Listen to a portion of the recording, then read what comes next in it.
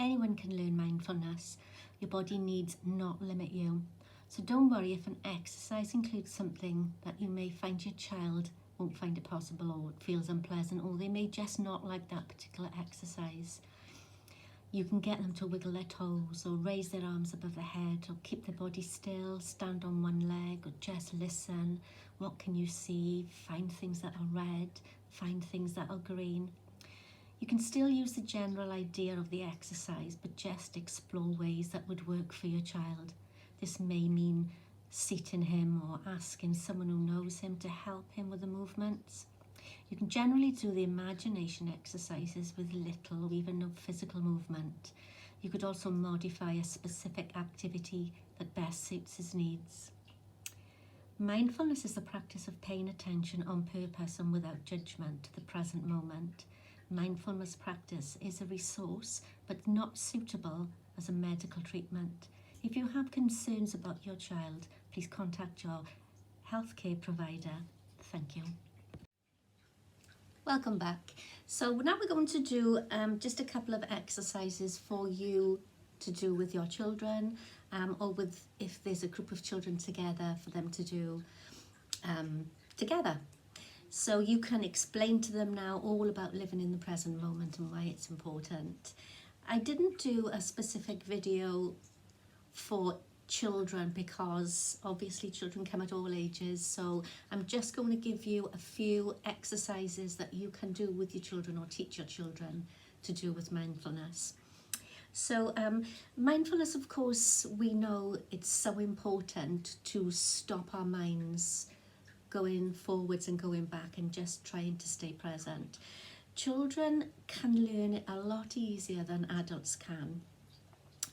So the earlier we can get our children just to concentrate on their breathing and to just think about what's happening right now, the more they're going to be able to help themselves when they're young adults and adults.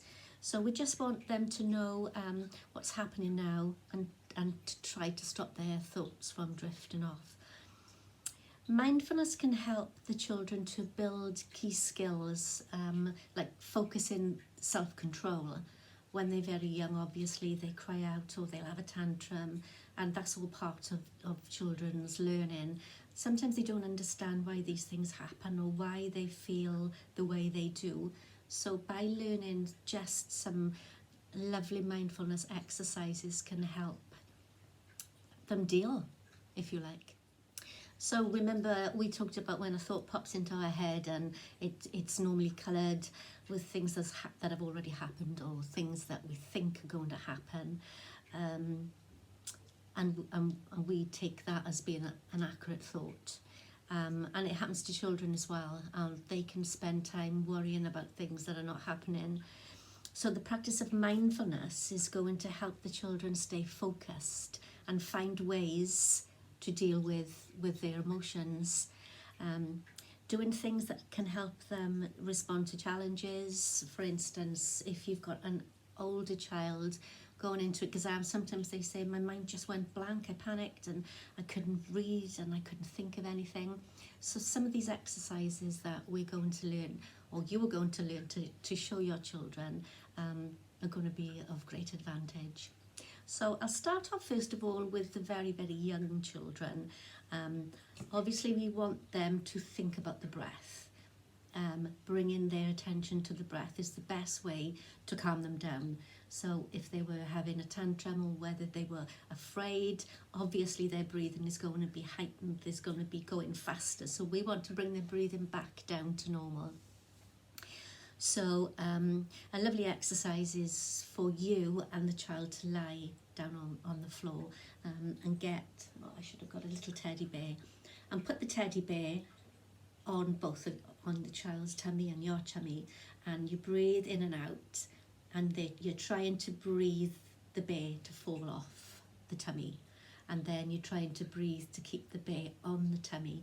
So it's bringing the child's concentration away from the fear or the thought that they were having and bringing them back to the here and now by just concentrating on the teddy bear.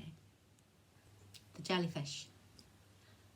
So you have your child pretend that they are a jellyfish, floating on the top of the water. So can you make your limbs and your legs and your body become like jelly, really wibbly and wobbly in the water?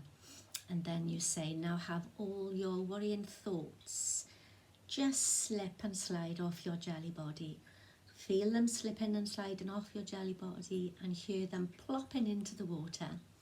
Every single little thought. So as your child is pretending to be the jellyfish and all jellified, those thoughts just plop off. And then you say to your child, all the thoughts have gone and now you are just a lovely, tranquil, quiet jellyfish. Or have them spread themselves out on the floor and just be a very calm jellyfish, just floating steadily on the top of the water. Sound is a great way to bring your children into the present moment. It's a little bit difficult to say present moment with children, so just to bring them back to a calm situation.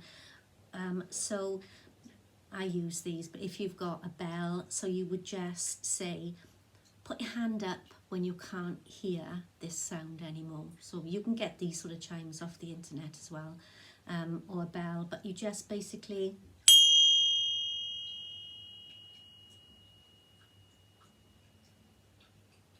and they put their hand up when they can't hear the vibration of the bell anymore. What I found with this is that straight away they put their hands up, they're not listening properly. So you can do it over and over again, and then you can say who can hear it for the longest time. Again, anything to get them out of their own head or their own worry, just bringing it to sound. So keep doing it, and then whoever hears it the very, very last time wins a prize. Introducing breath or breathing to the youngsters. You can have 5 little candles and they have to blow out 1 candle at a time. So it's a way of getting them to take a deep breath in and to be able to take that deep breath out. So you say, take a deep breath in, hold it there, now blow out 1 of these candles, and they blew it out. And then there's 4 left, deep breath in, blow out that candle, and so on and so on and so on until they're all gone. And then maybe ask them to take a deep breath in and blow them all back again. Anything to get them to recognise that they know how to breathe in and how to breathe out, and then to breathe naturally. Energy. Nice for little boys, I think. Get them to squeeze their hands really tightly together. Pretend that all of their anger or sadness or whatever it is at the time that they're feeling is in the hands, and they're squeezing them as tightly as they can. And when they open up the hands, the horrible feelings, however they explain them to you, come out through the palms of their hands as energy. So you say, I'm going to count to 5, and when you open up your hands, you'll see all the magic energy coming from the palms of your hands. So they open up the hands, and you just tell them to imagine it all pouring out, all coming up like zigzags of sparks flying, energy flying, and then get them to breathe in. If they still like it, they do it again. Put it in, blow it into their hands even, squeeze it. 1, 2, 3, open up. Watch all that energy, watch the sparks, watch the fireworks all flying out of the body, making you feel so much more calmer, and keep doing it. A little bit older child that would be able to understand the breath and how it can help. So you can ask them every morning just to notice their breath, just to take in some deep breaths in the morning. Breathe in and feel the air coming into the nose, and you can say to them, what does it feel like? What does it feel like when you breathe in? Is it warm? Is it soft? Is it cold? And then breathe out through the mouth. What did you notice when you breathed out through the mouth? Did you notice certain parts of your body move? Did you notice your belly coming in and coming out? Breathe in for a count of 2, breathing out for a count of 2, breathe in, again watch your tummy, or breathe in, lifting up your hands like we did, breathe out, bringing your hands back down. Anything like that which will get them used to them using the breath as a way of feeling calm. A gratitude board or a gratitude book, happy book. So before your child goes to sleep, get them to think about somebody or something that they love or they found that was really wonderful, something really nice happening to them, or that they are grateful for, maybe grateful for a thing or grateful to a person, and then get them to draw a picture about it. Maybe you can help them write what it is underneath. And after they've done their picture and they've explained to you what it is that's calming them down, then you teach, okay, now take in 3 deep breaths for me, breathe in, breathe out, breathe in, breathe out, and then close up the book. It's a nice little thing to go to bed. They do look forward into drawing their necks. And let's remember that when we can instill love or happiness or calmness, at that time, that's what's going to carry on. So before bed is always a good time, I think, to be able to do this one. Cloudbursts. So you get your child to imagine their thoughts as clouds on the top of their head. So they would be dark thunder clouds, they would be dark clouds above their head. So you just get them to close their eyes and imagine these above their head. And then ask them to think of something that makes them laugh or feel happy. Get them to say it out loud. And then say, well, let's see now if we can bring a rainbow above your clouds. So get them to close their eyes and bring this beautiful rainbow above the dark clouds above their heads. And then ask them to imagine that the light from the rainbow is coming down onto the dark clouds and just making those dark clouds push away, so that the light from the rainbow is coming down onto them, shining all bright and bringing in happiness and happy thoughts as the clouds are disappearing. It's for a little bit of an older child because they've got to be able to imagine that that's happening. That's quite nice. And just the interaction between adult and child as well, getting them to imagine these things, it is superb. It's great. Safekeeping. Ask your child to draw their worry, or you write it down on a piece of paper for them, and then they roll up that piece of paper and put it inside a box, and that's where that problem or that thought stays. Put it in a safe and special place, and tell them that they don't need to worry about that. That worry is in a safe place, so now they're able to go and carry on with their play. When they feel ready, they can take that worry out. Just rip it up and throw it in the bin. They don't need to worry about that anymore. Mindful activities can be done with a hand, with younger children or older children, really. Just get them to trace their fingers up, so they could, an older child that knows about the breathing, so they take a deep breath in and out when it goes down, and then in and out and in and out, or they can count 1, 2, 3, 4, and then count another 4 for that finger to reach the center, and then 4 again on the up and 4 again on the down, until they come to the very end, and they should start to feel a little bit calmer and in the present moment. Another one is a tap tap tap game, where they would put their hands together so their fingers would be touching. Again, lots of age ranges, so if they were very little it would be Peter Pointer, and so starting with the thumbs, and they would say tap tap tap, and then go on to the pointer, tap tap tap, tap tap tap, tap tap tap, tap tap tap, and then perhaps on the way back, little fingers, tap tap tap, until again it's brought them in. They have to concentrate. It's a lot of fun as well, because sometimes their fingers don't go with each other and it makes them laugh. So anything that can take their mind, which is what it's all about, from what it is that was affecting them and worrying them, and bringing it back to what exactly is happening right now. When we're dealing with young adults and teenagers, they can possibly learn the mindfulness exercises as we do practicing meditation, and breathing into the feeling, not dwelling on what caused it, but just breathing into the sensation that is causing in the body. As with us, we don't want to dwell on why this is happening, he said, she said.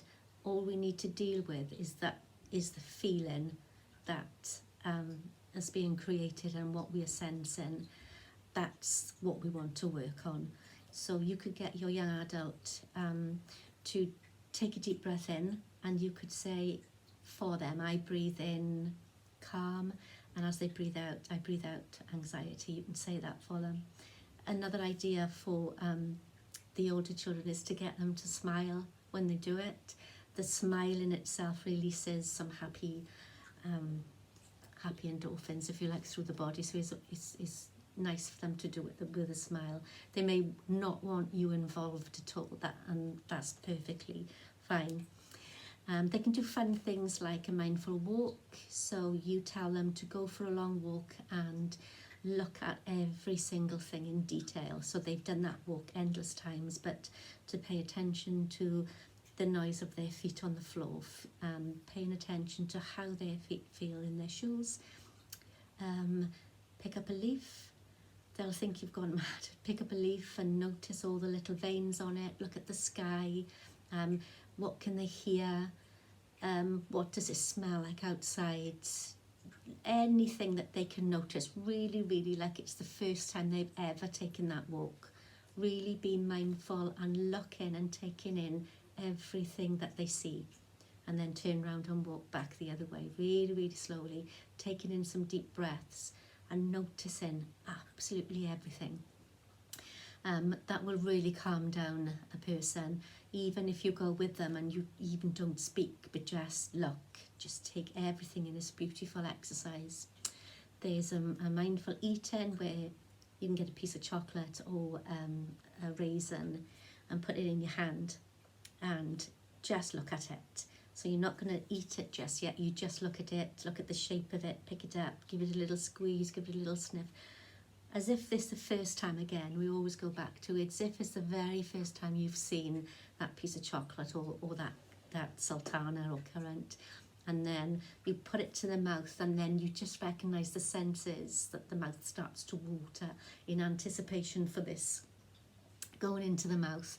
And then put it on the mouth and notice, just noticing. And then when it eventually you swallow down, people have said that the taste is different. I've had clients say that they only needed one chocolate when they ate it that way, as opposed to just getting everything in their mouth at the same time to eat those box of chocolates. They found that the slower and the more time they took, they didn't need to eat as much. See if it works that way for you. Hope you've enjoyed the course, or the little snippet of the course. As I said, there's many activities. There is not a one-size-fits-all box. There's many activities that can be done. Online you can find different meditations. There are many books. And as I said, it doesn't always resonate with everybody. Not everybody is going to like mindfulness. If you do a meditation and you find that it brings up any sort of uncomfortableness, if it brings up anything that doesn't sit right with you, you think, oh, that wasn't nice, then it isn't for you. It isn't always for everybody, unfortunately. Most people, but some people just don't like it. So find what is best for you. Find the activity that suits you best, and stay in the here and now. Stay in the here and now as much as you can. All the very best. Bye now.